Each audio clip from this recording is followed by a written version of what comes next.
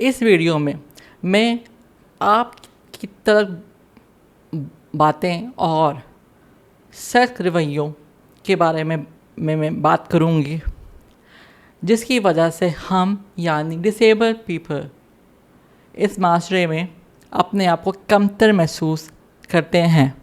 और ये रवैये सिर्फ माशरे तक महदूद नहीं हैं, हमारे ख़ानदानों में भी मौजूद हैं।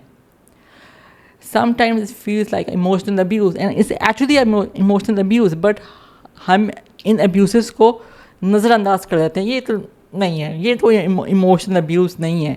हमें इमोशनल अब्यूज़ के बारे में पता ही नहीं है कि क्या क्या इमोशनल अब्यूज़ होते हैं, और इसकी वजह से मेंटल हेल्थ पे हमें इतना ज़्यादा असर पड़ता है।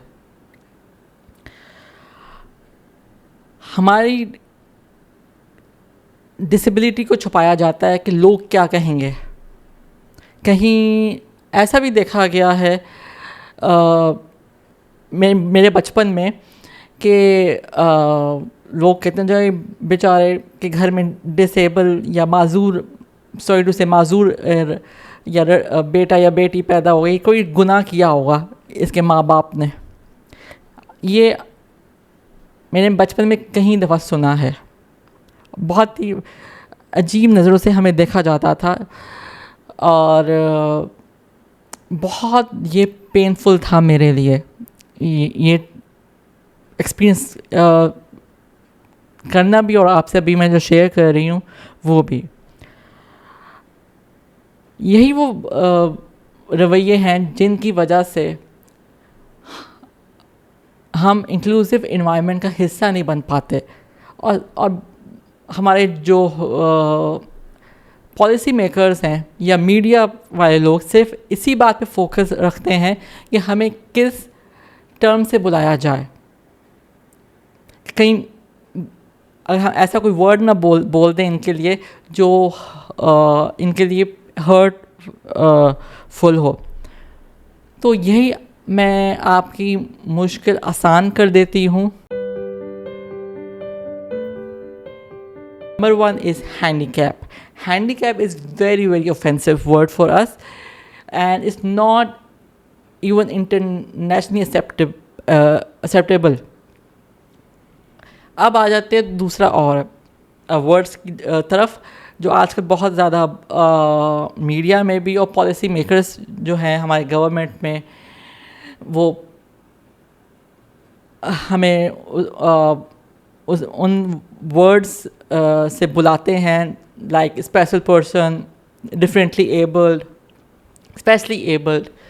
तो मैं ये समझती हूँ कि ये भी words like are not suitable for us, क्योंकि आप हमारी डिसेबिलिटी को इग्नोर कर रहे हैं। हमें जो आपसे असिस्टेंस चाहिए, हम आपसे जो एक्सेसिबल प्लेसेस चाहिए, वो आप नहीं दे पा रहे।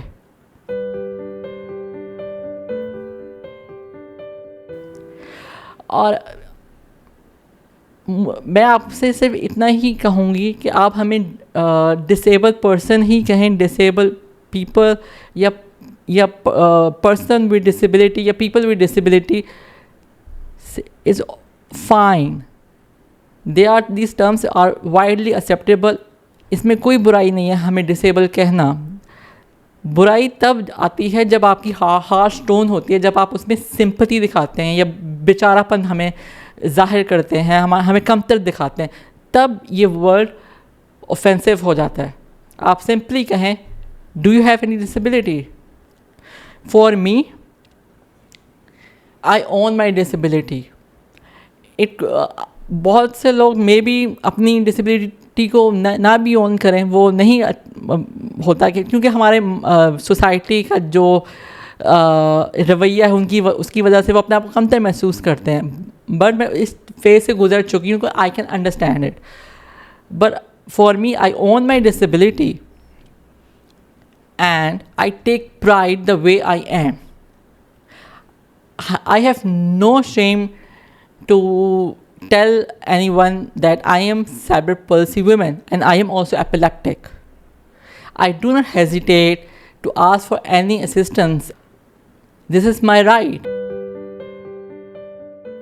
और चीज़ भी देखिए, जब हम असिस्टेंस मांगते हैं कहीं भी, तो हमें बहुत ज़्यादा घूर के देखा जाता है।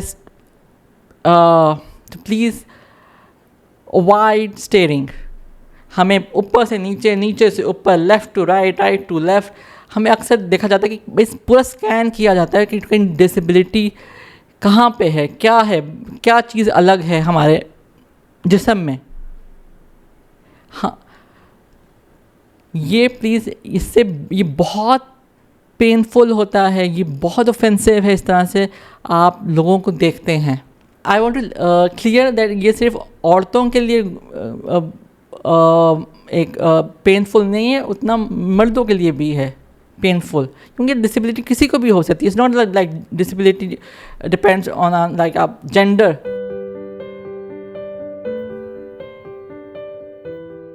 और जब हम आपसे असिस्टेंस मांगते हैं तो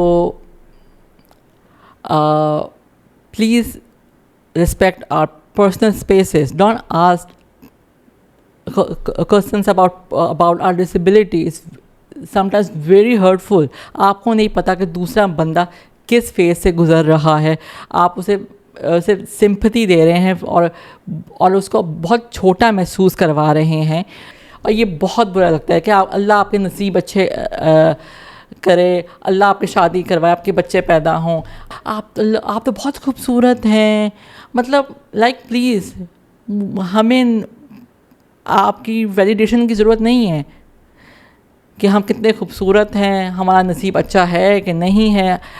भाई, नसीब का ताल्लुक़ मुझे तो आज समझ नहीं आया कि शादी और बच्चों से क्या लिंक है। I am happily single and I am enjoying my life, और मुझे शादी करने की ज़रूरत नहीं है अपने आप को खुश रखने के लिए, अपना नसीब अच्छा करने के लिए। और ये खूबसूरती का ताल्लुक़ डिसेबिलिटी से कब होने लग गया? मुझे आज तक ये जो समझ नहीं आई कि ये खूबसूरती, या इसके मैं वो वर्ड भी मैं नहीं बोलना चाहती, बट ये सॉरी टू से इट्स वेरी ऑफेंसिव, बट कहना पड़ रहा है।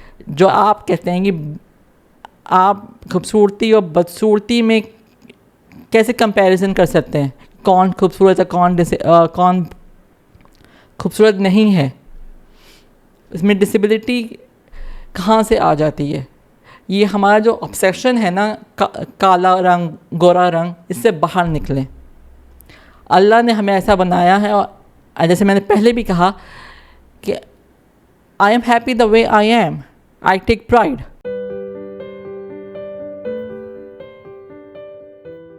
और एंड पे मैं सिर्फ यही कहूँगी आप लोगों से कि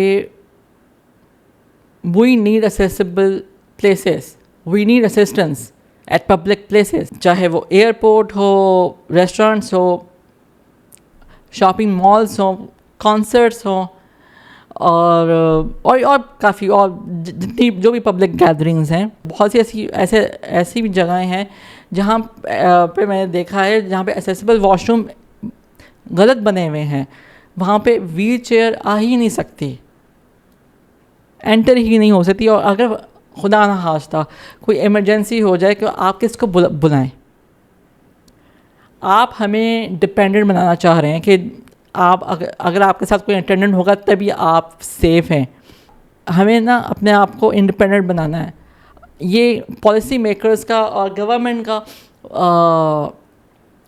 की रिस्पॉन्सिबिलिटी है कि वो हमें इंडिपेंडेंट बनाए, और ताकि हम अपनी लाइफ में जो हम करना चाहते हैं वो अचीव कर सकें। हमें इंक्लूजन चाहिए, जहां हम अपने आप को एक्सप्रेस कर सकें और हम अपनी कैपेबिलिटी आपको दिखा सकें। हमें किसी को पर बोझ नहीं बनना, हमें इंडिपेंडेंट लाइफ गुजारनी है। Thank you.